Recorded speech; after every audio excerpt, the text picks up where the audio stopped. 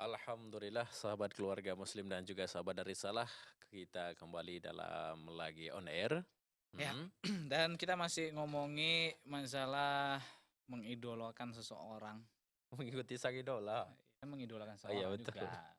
Oke. Enggak keluar bacaannya, mana bacaannya keluar? Keluarin dulu ah, yang di dalam tolong keluarin bacaannya. Ah, Nah, Nah, itu dia. alhamdulillah ya. Mhm. Jadi, Pak Ustadz, ini berkaitan dengan Idola. mengidolakan seseorang. Iya. Itu tadi udah bahas tentang ciri-cirinya tidak boleh mengidolakan. Kita cabut dengan hewan, Aha. kemudian syaiton, kemudian orang kafir kan begitu kan, ada Ah. simbol-simbolnya dan lain sebagainya. Ya, jadi sebenarnya Hmm, Ustadz, siapa sih orang yang berhak ataupun wajib kita idolain? iya, Iya, kalau yang paling pertama yang harus kita idolakan adalah Rasulullah SAW. sallallahu alaihi wasallam. Bahkan mengidolakan, mengikuti Rasul itu wajib hukumnya. Ya, bukan hanya sekedar sunnah, tapi wajib. Wajib Ustaz. Bahkan Allah mengaitkan kecintaan kita kepada Allah itu dibuktikan dengan mengikuti Rasul. Ya, Qul in kuntum tuhibbunallah fattabi'uni yuhibbukumullah. Katakanlah kalau sekiranya kalian mengaku cinta kepada Allah, maka ikutilah aku. Jadi Rasul diperintahkan oleh Allah dalam ayat ini, katakan wahai Muhammad kepada kaummu, kepada umatmu, kalau kalian mencintai Allah, maka ikutilah aku. Yuhibbukumullah. Maka insyaallah Allah akan mencintai kita pula. Jadi Allah mensyaratkan supaya mensyaratkan bukti, ya, meminta bukti kecintaan kita kepada Allah itu adalah dengan mengikuti Rasul Sallallahu Alaihi Wasallam. Sallallahu alaihi Ya, wasallam. jadi mengikuti Rasul itu sebuah kewajiban, keharusan bagi seorang Muslim. Hmm, Ya, tentunya kita mengikuti beliau karena perintah dari agama kita, ya. Iya. Sudah semestinya lah seorang Muslim mengidolakan Rasul Muhammad Sallallahu Alaihi Wasallam. Ya. Kemudian juga selain daripada Rasul, juga kita mencintai atau mengidolakan para ulama kita, ya, para sahabat, para ulama kita yang memang mereka eh, memberikan perhatian terhadap Islam, ya. Ya, Jadi betul. mencintai ulama itu adalah sesuatu yang harus kita lakukan. Mhm. Namun berbeda dengan Rasulullah. Kalau kecintaan kita kepada Rasulullah adalah sebuah keharusan, kewajiban, Iya. dan artinya tidak boleh sedikit pun kita menyelisihi beliau. Sedangkan para ulama ini tadi kita mencintai karena mereka dekat dengan Allah Subhanahu wa taala, ya.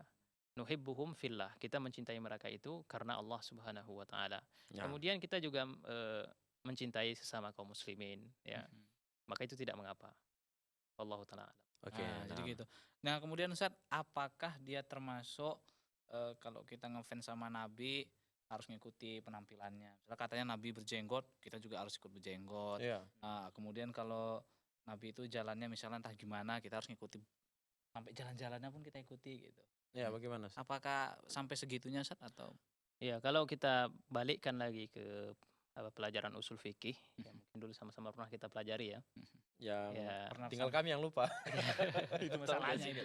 ya. Oke. Di sana ada af'alun Nabi, ya, af'al Af'alun Rasul Nabi. sallallahu alaihi wasallam, ada perbuatan-perbuatan Rasul. Hmm. Nah, perbuatan-perbuatan Rasul itu terbagi paling tidak ke dalam dua bagian. Perbuatan Rasul itu ada af'alul ibadah, ada Ya. yang bersifat ibadah, ta'budiyah, maka itu wajib hukumnya. Ya. Seperti gerakan-gerakan sholat, ya, cara berpuasa, cara umroh, cara haji, ya, manasikul haj, itu wajib mengikuti. Tak boleh kita menyelisih sedikit pun. Iya, betul. Ya, termasuk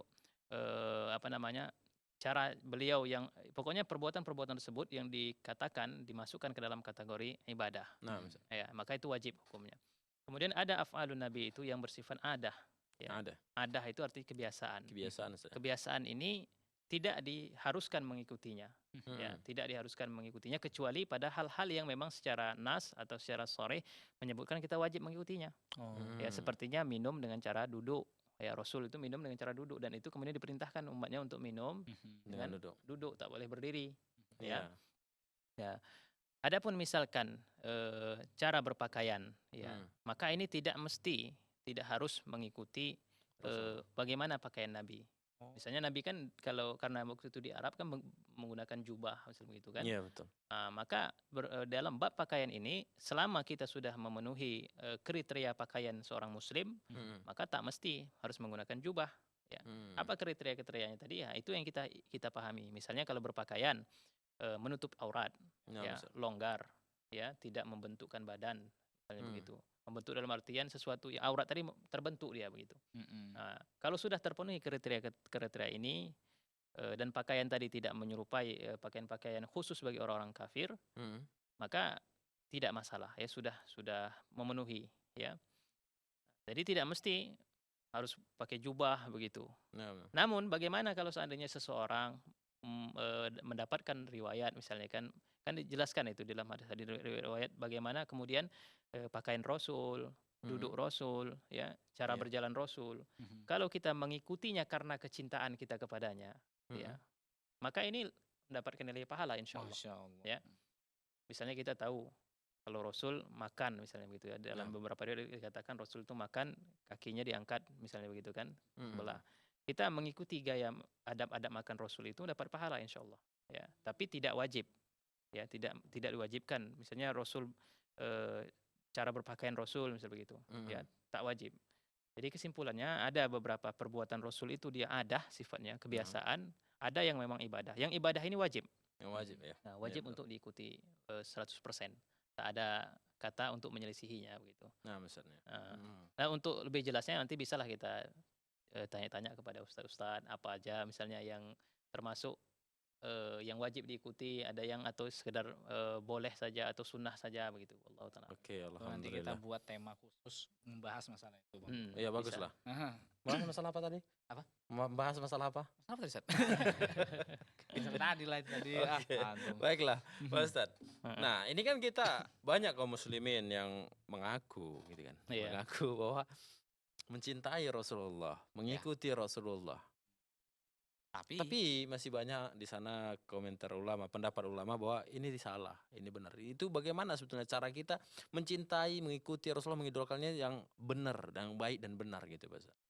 Ya, pertama sekali mencintai Rasul itu tak ada benar, tak ada salah. Benar semuanya. Iya, Ya, itu maksudnya harus dalam pengamalan kita gitu, Pak Iya. Ustadz. Heeh. Cuma nanti dalam prakteknya Iya, kadang-kadang ya ada pertama yang tadi terkait masalah ibadah. Dalam masalah ibadah itu hendaknya kita mencukupkan bersikap tauqifiyah namanya ibadah itu kan.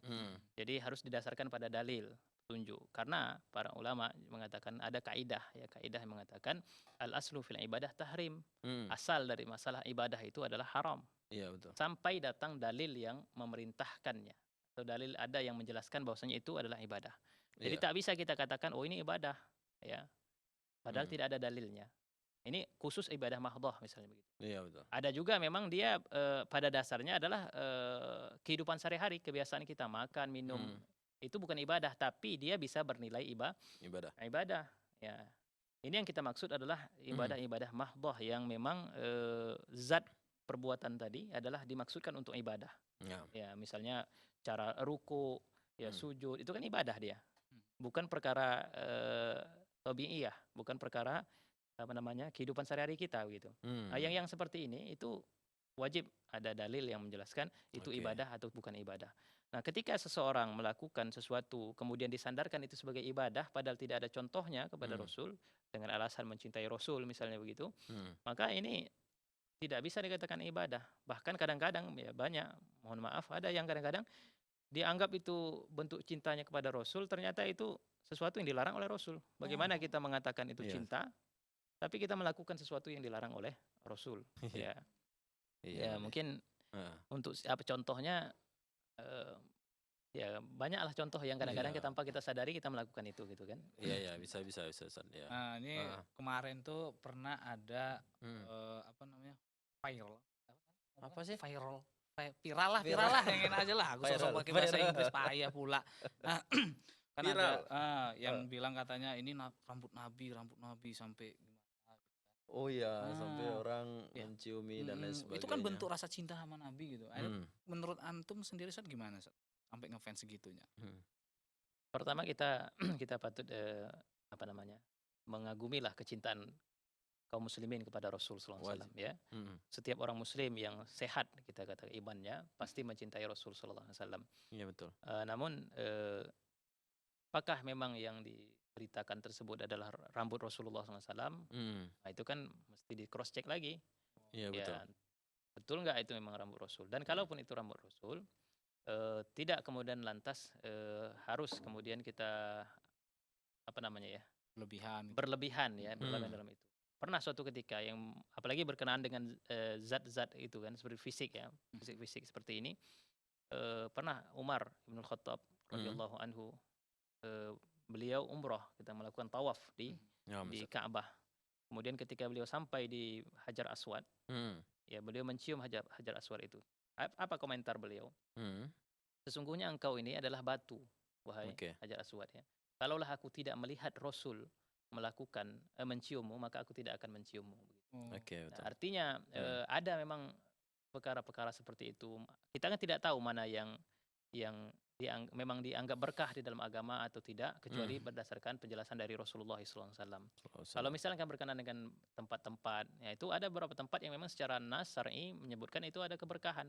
Ya, Ya, ya, seperti Ka'bah misal begitu. Nah, Hmm. tapi kalau rambut Rasul, kalaupun itu memang rambut beliau ya, tidak ada nas yang mengatakan menciumnya itu kemudian mendapatkan pahala apa gitu. Wallahu taala Oke, alam. terima Tapi kasih. kita apresiasi kecintaan umat Islam tadi kepada Rasulullah sallallahu alaihi wasallam. Iya, Masya betul. Allah. Alhamdulillah. Aduh, waktu kita habis mempiringnya. Iya, betul. Kita sudah di penghujung acara. Terima Ah. kasih banyak Ustadz Suhendri. Ya, semoga apa yang disampaikan di kesempatan kali ini menjadi amal ibadah bagi antum dan tentunya amal jariah bagi kedua orang tua antum. Amin ya Amin. robbal alamin. Amin.